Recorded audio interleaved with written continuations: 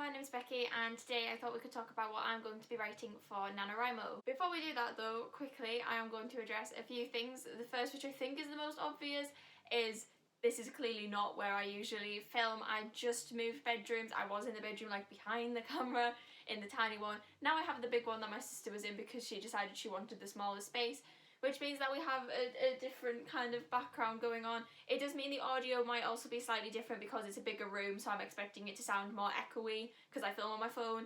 And also I'm only just realising now that due to the fact that I'm now sat on my bed instead of a chair, I can hunch. Don't know how that's going to work out. I feel like this is very quickly going to become a habit that I'm going to sit like this in videos or like that in videos, but we're going to try and be straight back to see how long it lasts before I either break my back or end up like this in all of my videos. The second thing I want to quickly address before we get on with this is my eyeball. I don't know what it looks like on the camera, but I recently had surgery on that eye and it's still quite droopy and red. There's nothing wrong with it, it's fine. It's just like healing, so it looks horrendous. It looks 10 times worse than it actually is, so I just thought I'd mention it instead of it being like the elephant in the room that my eye's weird. That's also why there wasn't a video up on Wednesday, because Wednesday was like a week after my surgery, and so that week I haven't had any time to film anything because I've just been sleeping. So yeah, I'm sorry there was no video last Wednesday. I try so hard to not miss it, and that was just like, that. Yeah, I think that's a good enough excuse. That was my reason. I was like, I think the fact that you had your eye cut open is a good enough reason to miss one video. But I'm back and just in time for Nano. I'm actually filming this on Halloween.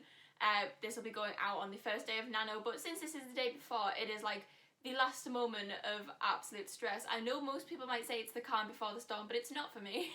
It's an absolute stress. Instead of planning, I've been procrastinating planning by talking about how much I'm stressing about not planning on Twitter, which isn't good. I think for the next month I'm just going to switch my phone off and avoid all forms of social media. So I'm a bit stressed, and I decided instead of doing any sort of productive planning for my actual story, even though most of it's done now, I've just thought I'd talk about what I've already planned with you. So, what am I writing for NaNoWriMo? This is my first time taking part, by the way, so like, I don't really know how it's gonna go yet, but I've set myself the goal of like the usual Nano thing of like 50,000 words, which means that I'm going to be trying to write, I think, like the first 2/3 of my 4th book. I have a trilogy that I'm self-publishing. The first 2 are out. The 3rd one's not going to be out till like next year sometime because I've kind of put editing it like on the back burner whilst I work on this.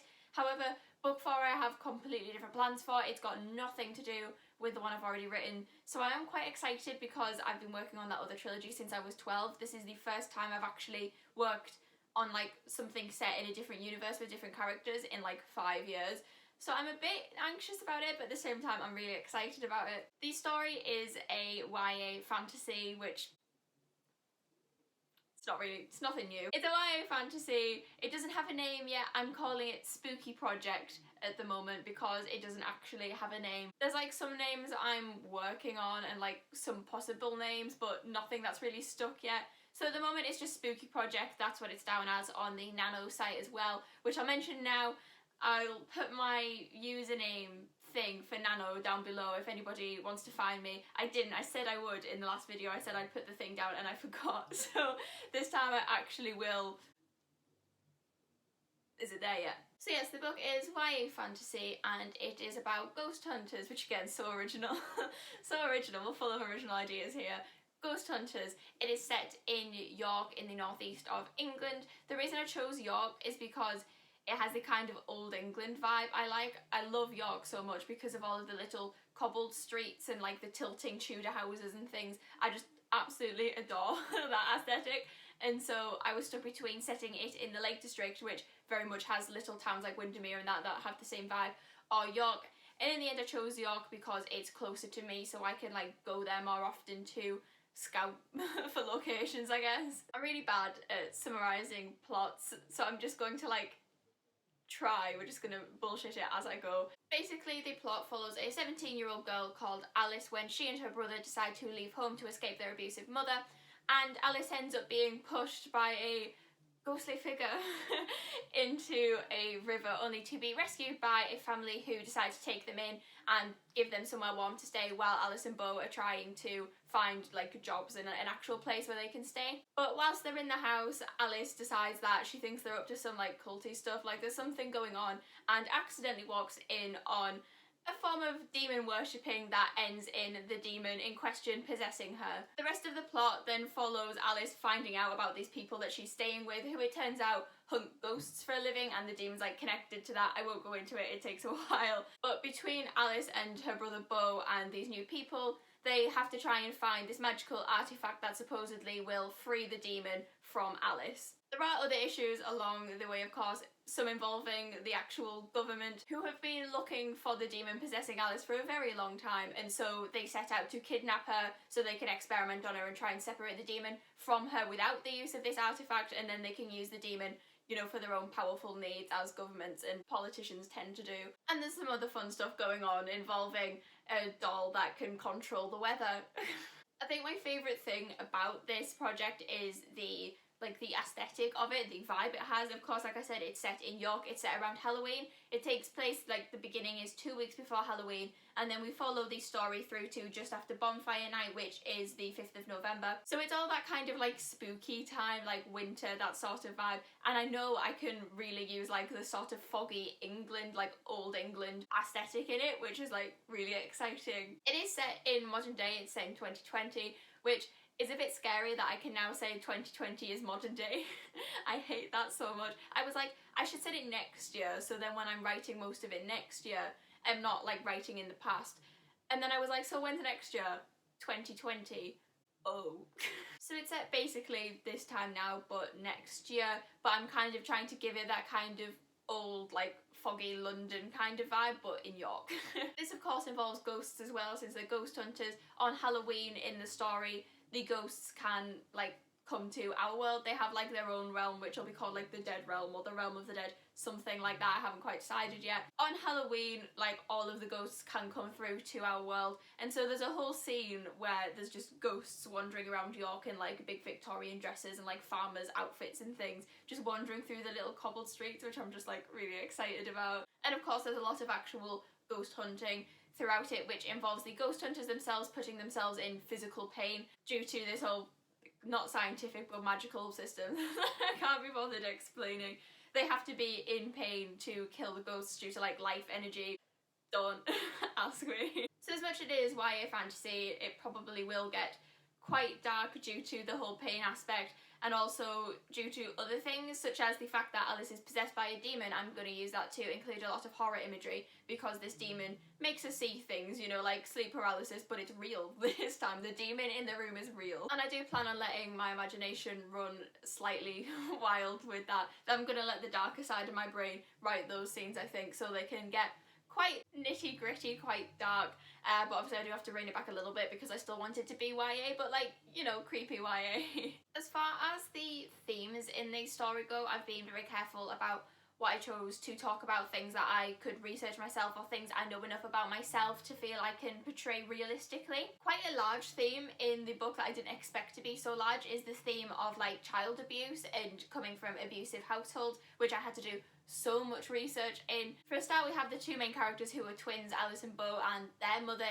is an alcoholic, and so they come from a family like that. It was just them and their mother, and she was emotionally abusive to both of them and also physically abusive to Bo. Then on the other side of things, we have Rhubarb, who also came from an abusive household. He was just kind of tied up in the basement and left there by his parents, and all these other things that are very much to do with plot points that appear later on that I won't go into because it gets, again, very complicated. So that took a lot of research, having to go through that.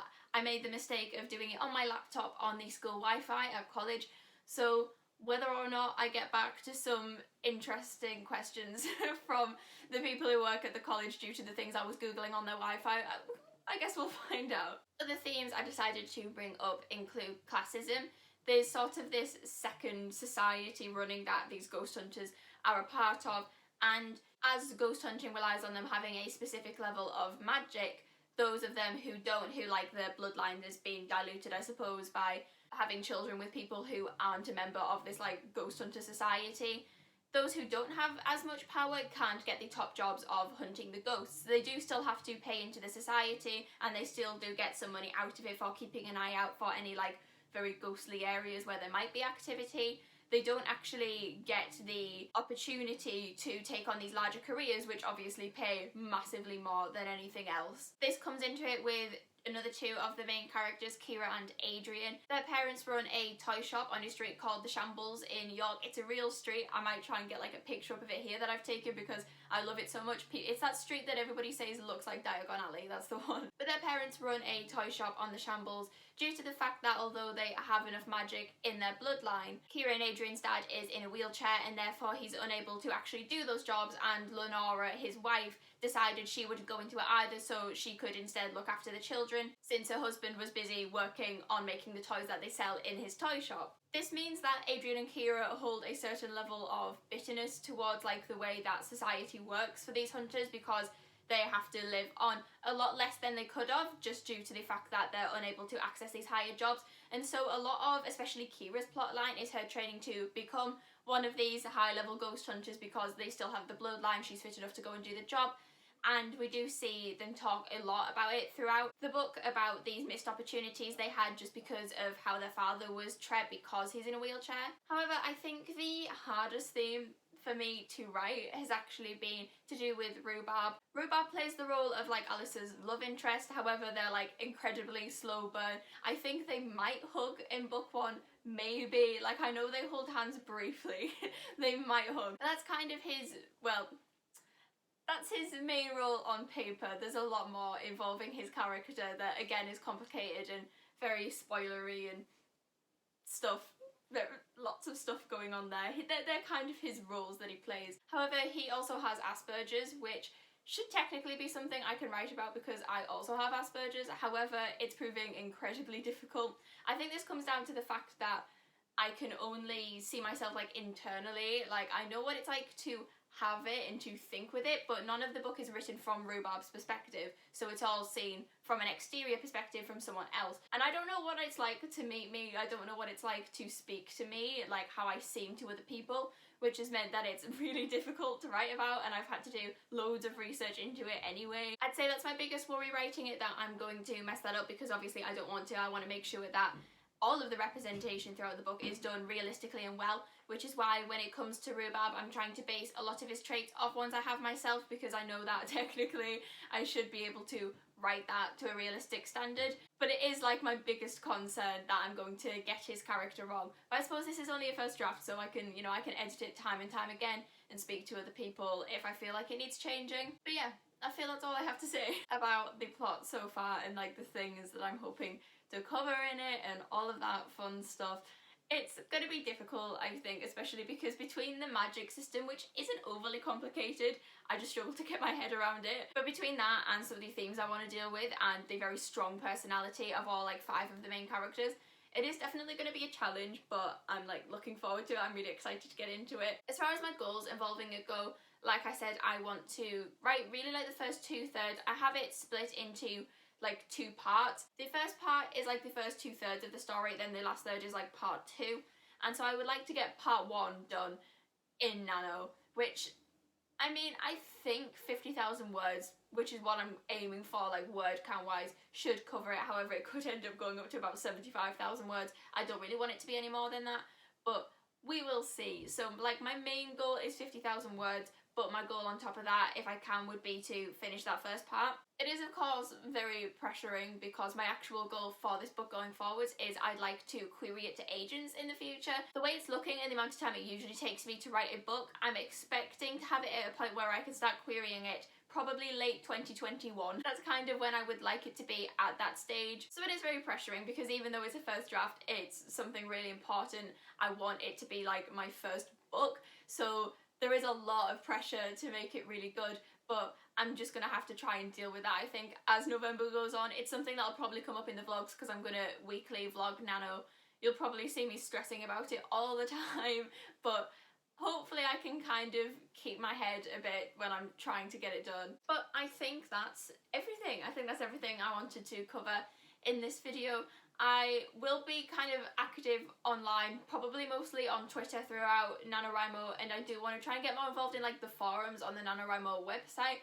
I've tried, I keep like trying to dabble in it, but I'm not very good at forums, so we'll see how that goes. I will also be vlogging this. There will be the first weekly vlog will be not the first week of Nano, but like the Wednesday of the second week. And from then on, for the rest of Nano, there'll be one vlog a week, and then there'll be one like the first week in December, I think, which is like the 4th one. Other than that, there will still be like normal videos. Some of them will also be Nano related, but I also have some like book reviews and things that I'm hoping on doing on top of Nano. I don't know how I'm going to manage to do all of that. I will also be doing more vlogs about this particular story I'm writing as time goes on. I kind of want to use my channel, like the first reason that I thought about starting a channel was to like document the process of it, so I can look back on it hopefully in like 3 years time and be like, oh my god, that's when I first started writing whatever it's going to be called. So if you'd like to follow that journey as well, then just keep an eye out for that, because it'll definitely be something that comes up like at least once or twice a month probably. But yes, that's it. I'm gonna end this video. It's getting far too long. I've been talking for 23 minutes, which I don't think anybody wants to sit and listen to me talk about my book for 23 minutes. So that's it. I'm going to say goodbye. Please do tell me in the comments down below what you're writing for Nano, if you're getting involved, and like any tips if you've done this lots of times before. I just want to hear everything about everybody's NaNoWriMo stuff in the comments, and then I can go through and stress with everybody else. But thank you so much for watching, especially if you made it all the way to the end, and I will see you very soon. Bye!